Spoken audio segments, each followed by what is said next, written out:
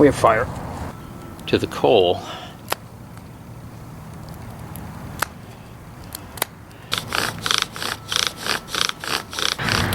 Hello, welcome back to another episode of Pale Horse Survival and Tactical. I'm glad you could join me. I'm Bill, and today we're going to take a look at the deodar cedar. Stay tuned. Hello, welcome back. We have in front of us here is a deodar cedar, and they're pretty easy to identify. They have these very majestic sweeping branches, and they'll usually be,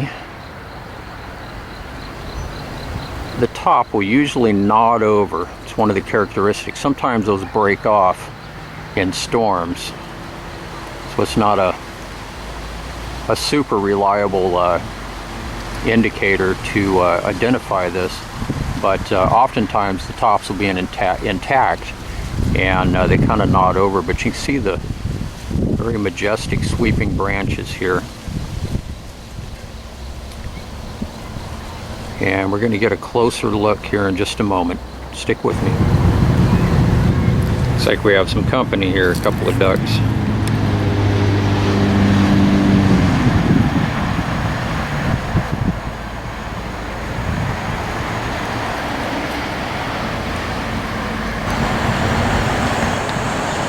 Okay, here's a couple deodar cedars in front of us here. You can see that top, how it kind of nods over up here, how they lean over. There's another top that's kind of nodded. Let's go ahead and get a closer look. Okay, here we are. The deodar cedar is in the genus Pinaceae, which is the genus which all pine trees belong to.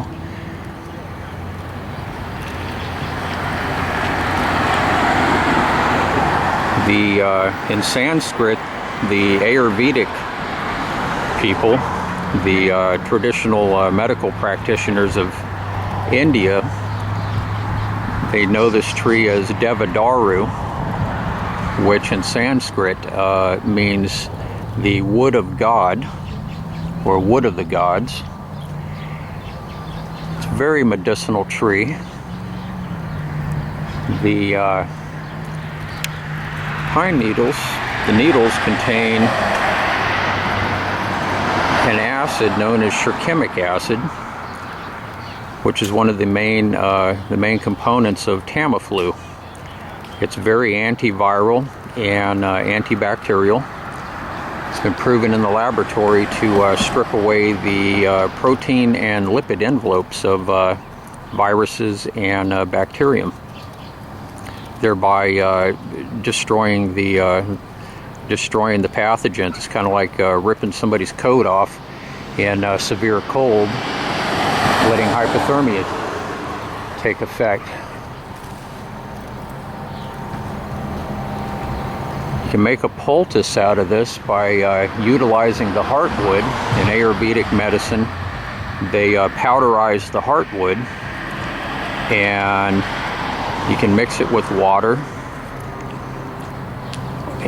or the sap and apply it to wounds, infected wounds.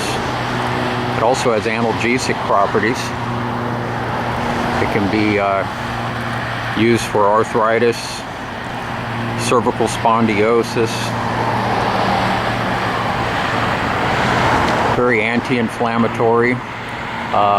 It'll break fevers. You can make a tea out of these. Make a tea out of the needles, just as you would pine needle tea.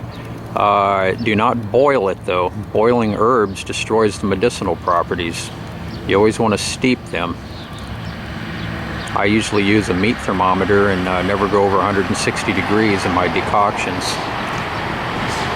Higher, you get up much above 170, 180 degrees, the temperature starts to destroy the beneficial components. So you want to best to avoid that. And these are Get back here and get a little wider shot here. These are starting to set cones too. Go up a little high here to zoom in.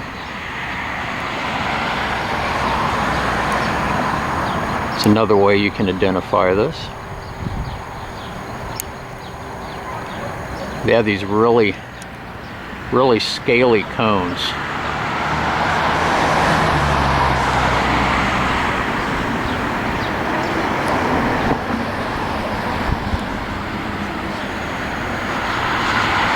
I would recommend when you powderize the heartwood, traditionally in Ayurvedic medicine, they would rub it on an abrasive stone. You can use a mortar and pestle as well. Just pound it and grind it into a fine powder before you use it. And the sap can usually be found just like a pine tree.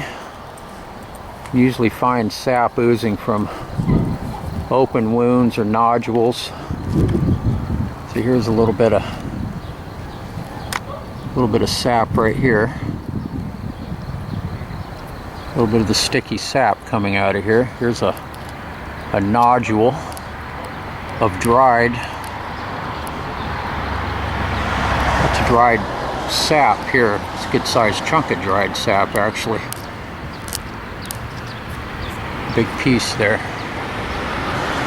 I may actually harvest that chunk for my herbal apothecary. So this is the deodar cedar. The botanical name is Cedrus deodara. The sap's pretty aromatic too, smelling it on my fingers. If you have any questions or comments, feel free to drop them down below in the comment section. And I hope everybody is having an awesome day or night, depending on where you're located. And I will see all of you very soon on the next one. Everybody take care. Bye-bye. Hey, I'm back. I just harvested that chunk of sap we were just looking at here. I'll take that with me and add it to my herbal apothecary. Just use my knife and my knife blade and popped it off the branch there. Everybody have a great day. Take care. Bye-bye.